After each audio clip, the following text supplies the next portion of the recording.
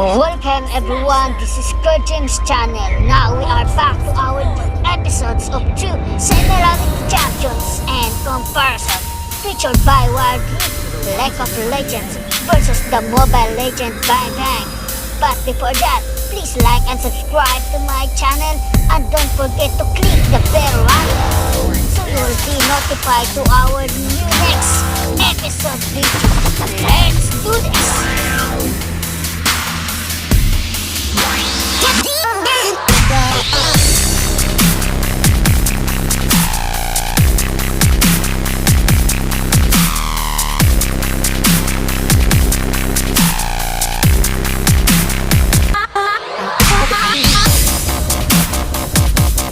It's no secret that competitive play in League of Legends, the game that the pros play, is entirely different than solo queue ranked that all of us scrubs play.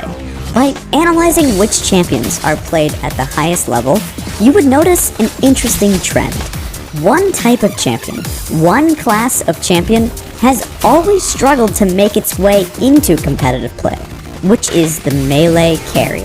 This is a specific type of melee champion, though. These are not the Rivens, Aurelias, or even current Fiora. No, these are different types of champions. These are the Master Yis, Tryndamirs, and Yasu.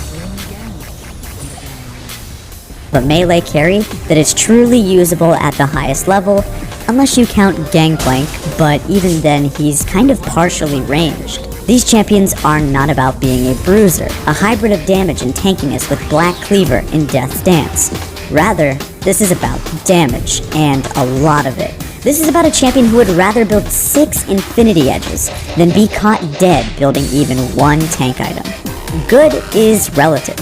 Overpowered is relative. Being terrible is relative. But bad design, is that relative to all of the other champions too? Or is it objective?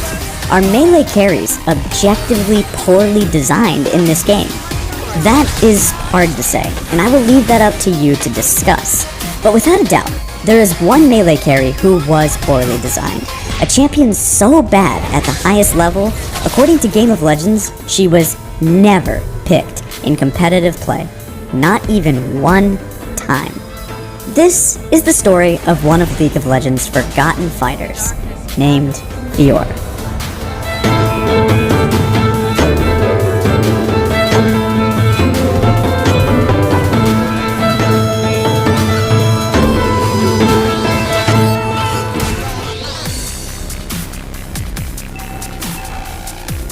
Looking at the champions released before February 29, 2012, one trend that you will notice is that all of the true melee carries like Master Yi, Tryndamere, and Nocturne were all male champions. And while it's true, like we said, we did have a few fighters like Aurelia and Riven who are female, no true carries. Fiora's design was around being specifically the first melee carry female, one who would not opt for health, resistances, and items to help you stay in the fight for a long time, but instead be Master Yi's 1v5 sidekick. Her time would come on Leap Day, February 29, 2012, and from the champion spotlight, Riot hits pretty hard at how aggressive the champion was supposed to be, with the recommended items being completely damage-oriented. Overall, she was pretty hyped coming into her release, with one article on Engadget.com noting how there's been a huge influx of mage champions at the time, and it was getting a bit stale, so a true melee carry would spice things up. We also had articles on PC Gamer and a roundtable discussing League's newest champion. From the very beginning, there was hope. But unfortunately, sometimes in life, hope is not enough, because Fiora sucked.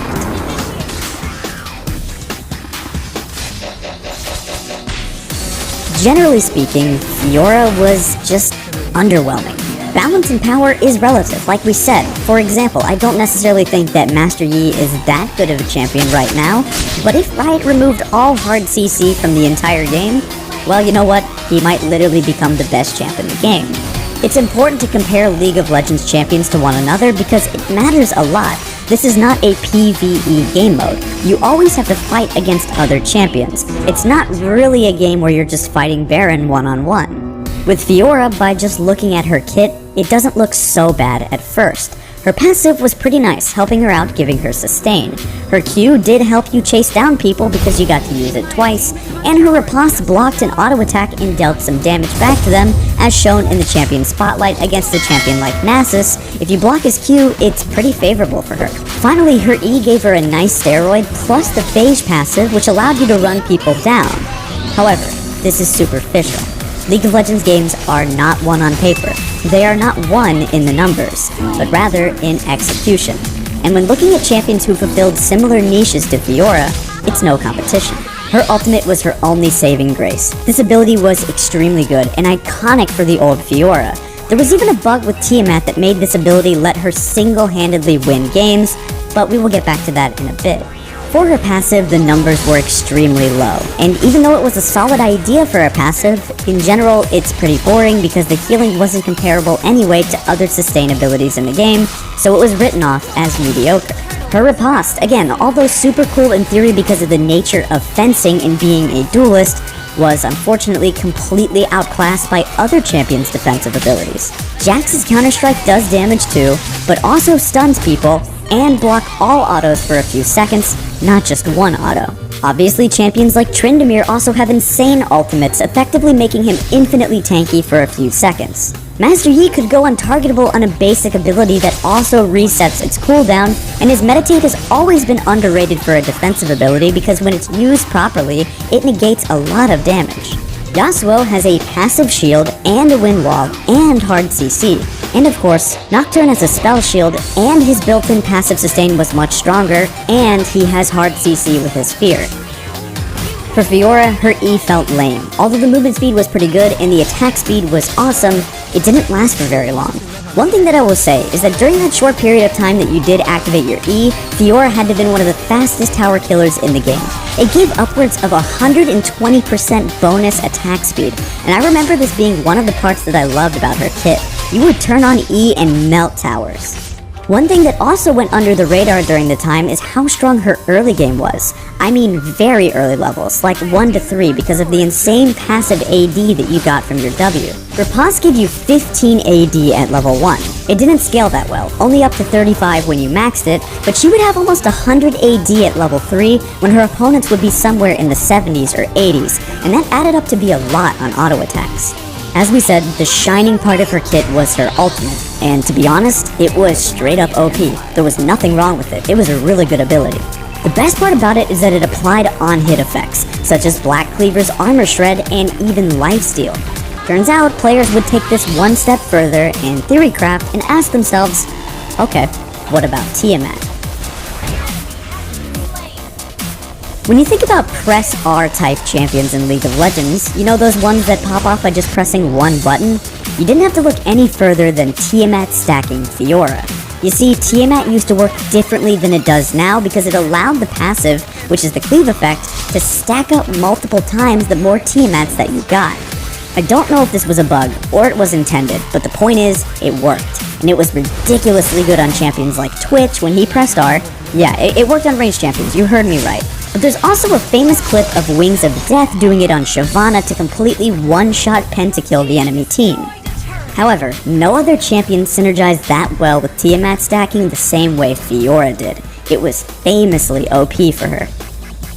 Back in 2014, GBay99 released a video called the Fiora effect, and he outlines an effect that he describes as being okay or not too bad for solo queue, but absolutely terrible for competitive play.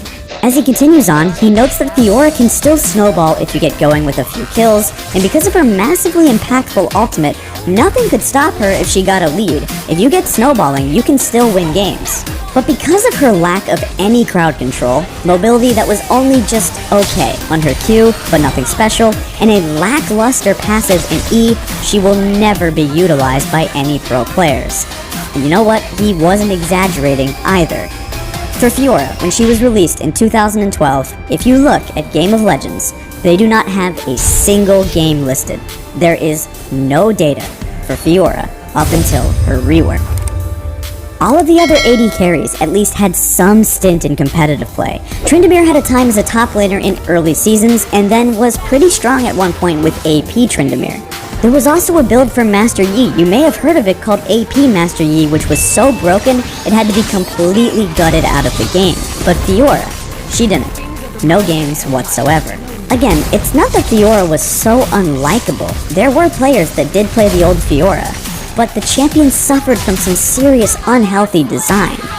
I spoke about in my last documentary how, until he eventually received a mini rework, Aatrox was Riot's most neglected champion of all time. But Fiora was honestly a close second. Let's take a look at her patch history. Her release was late February of 2012. On the next patch, 2 weeks later, she got a bug fix. After that, she had several months of being pathetically bad, so she got a cooldown decrease on her R. Great. At the beginning of Season 3, on patch 1.0.0.153, she got a very small buff, which was honestly more of a bug fix. On 3.11, she again got another quality of life change, which is helpful, but not the biggest deal in the world. On 3.15, she got a bug fix. On 4.1, she got a bug fix. On 4.4, she got a bug fix. On 4.5, wow, a buff of 4 armor. Okay, great. It's been more than 2 years now of being terrible, so she finally got a buff to her early game. Okay, maybe Fiora's gonna be good soon. But then, on patch 4.20, for whatever reason, Fiora got like a net neutral change, which was sort of a nerf in other ways, so I guess 4 base armor was just too OP. Too much to ask for. And that's it. That is literally it for all her changes. She would then be reworked the next year on patch 5.15, so she was out for more than 3 entire years, and she got 2 small buffs, a net neutral change that was basically a nerf, and a few bug fixes.